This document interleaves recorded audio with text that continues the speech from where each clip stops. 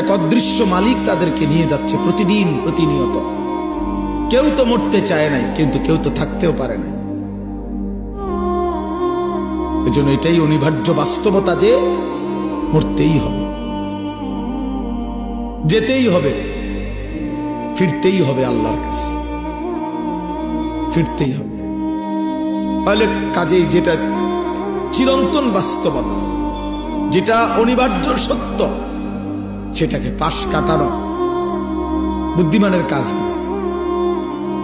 এটা কোনো বুদ্ধিমান হইতেই পারে না।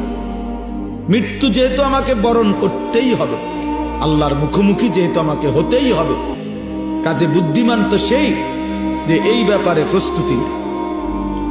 কারণ আমি তো এটা এমন কোনো বেলা আমার নেতা দৈরা এই দল কিংবা ওই দল কিংবা কোন রকম কোন ছল ছাতুরি করে যেহেতু আমি কবর থেকে, মৃত্যু থেকে নিজেকে আড়াল করতে পারবো না, কোন সিস্টেমে নাই, ন্যূনতম কোনো সম্ভাবনাও নাই, তাহলে অতএব কবরের জন্য প্রস্তুতি নেওয়া, আখিরাতের জন্য প্রস্তুতি নেওয়া, এটাই বুদ্ধিমানের কথা।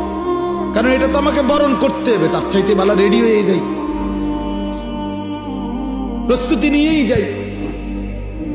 মরতেই হবে যখন, যেতেই হবে যখন। আমার বাপ যদি এই কথাটা আমি বুঝি আমার লাভ, আপনি